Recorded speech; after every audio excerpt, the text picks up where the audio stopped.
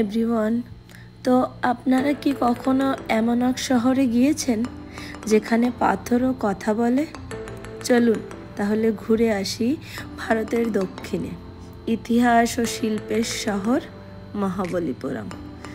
তো আমরা গাড়িতে গিয়েছিলাম, যথারীতি গিয়ে এখানে পার্ক করলাম গাড়িটা। মিনি ব্লগ বানাচ্ছি। এই যে হিরো,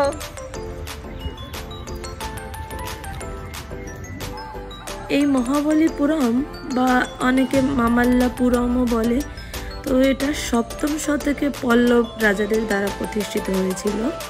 তো এই শহর ইউনেস্কো ওয়ার্ল্ড হেরিটেজ সাইট, যা প্রাচীন ভারতীয় স্থাপত্যের এক অনন্য নিদর্শন।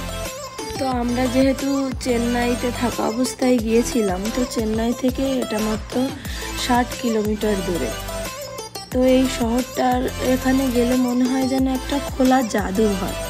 যারা ইতিহাস প্রেমী, ভাস্কর্য প্রেমী বা ভ্রমণ পিপাসু, তারা অবশ্যই একবার এখানে যাবেন, আপনাদের খুবই ভালো লাগবে মহাবলীপুরম। তো আমরা যখন গিয়েছিলাম, এই যে টোকেন টিকিট কেটে ঢুকলাম আর কি, 50 টাকা করে নিয়েছিল এক একজনের। তো আমরা এখন এই সবাই মিলে শহর টেম্পলের দিকে যাচ্ছি।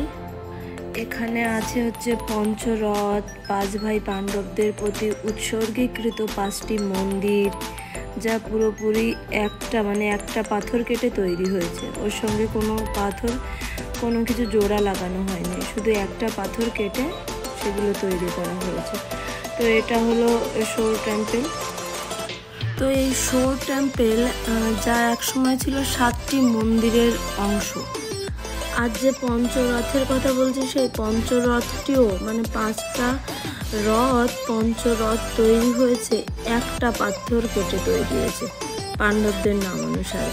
এখানে যে এই মন্দির রথগুলো দেখছেন, তো সব একটি পাথর কেটে তৈরি হয়েছে। এর সঙ্গে কোনো কিছুই জোড়া লাগানো হয়নি, সব একটা গোটা পাথর তাই কেটে এরকম তৈরি করা হয়েছে। এই যে এটাও একটা পাথর কেটে তৈরি হয়েছে। তো আমরা এখানে 2টো গাড়ি নিয়ে গিয়েছিলাম, আর 2টো গাড়িতে প্রায় 5জন করে 10 জন মতো আমরা গিয়েছিলাম। তো এখানে আমি যখন চেন্নাইতে ছিলাম, শুধু একবার নয়, আমি 2-3 বার গেছি এই মহাবলীপুরম। কেননা শুধু এই মন্দিরগুলো নয়, সাইডে যে সমুদ্রটা, সেটাও দেখতে খুবই ভালো লাগে, ওই সমুদ্রের সাইডে গিয়ে দাঁড়াতে। তো আমরা এখন ফটোশ্যুট করছি, ঘুরতে যাব আর ফটো তুলব না, তাই কি কখনো হয়? তো আমরা যত রকমভাবে ফটো তুললে ভালো লাগে, তো সেই চেষ্টাই করছি। এদিকে আরেকজন কি করেছে, গাছে উঠে বসে রয়েছে, দেখুন কি অবস্থা। তো আমরা এখন যাচ্ছি সমুদ্রের দিকে। তো আমরা ওখানে গিয়ে আইসক্রিম, এমনি টুকটাক ওখানকার লোকাল খাবার, বেশিরভাগ আমি ওখানে গিয়ে যতবারই গেছি কাঁচা আম কেটে শুকনো লঙ্কা গুঁড়ো লাগিয়ে রেখেছে, তো সেই আম খেতে খুবই ভালো লাগে, তাই খেয়েছি। আর একটা শক্ত বলে ওরা ব্যানানা ফ্রাই, আমি জানি না আসলে ওটা কি, সেটা খুবই শক্ত হয়, তো সেটাও একবার ট্রাই করেছি। এই যে এটা খেলাম।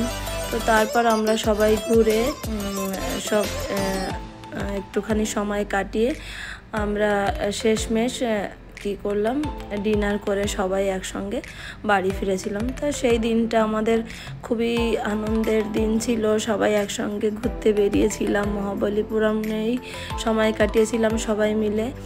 তো ওখানে আপনারা যদি কখনো চেন্নাই যান, অবশ্যই এখানে যাবেন। তিরুপতি না যেতে পারলেও এই মহাবলীপুরম যাবেন, এটা খুবই একটা ভালো জায়গা। আপনারা অবশ্যই ঘুরে আসবেন, দেখবেন আপনাদেরও ভালো লাগবে ওখানে ঘুরতে। তো এই আর কি, আপনাদের যদি আমার ভিডিওটা ভালো লাগে, অবশ্যই লাইক, শেয়ার অ্যান্ড সাবস্ক্রাইব করবেন আমার চ্যানেলটা। তো আজকের মতো টাটা, বাই বাই, ভালো থাকবেন সবাই।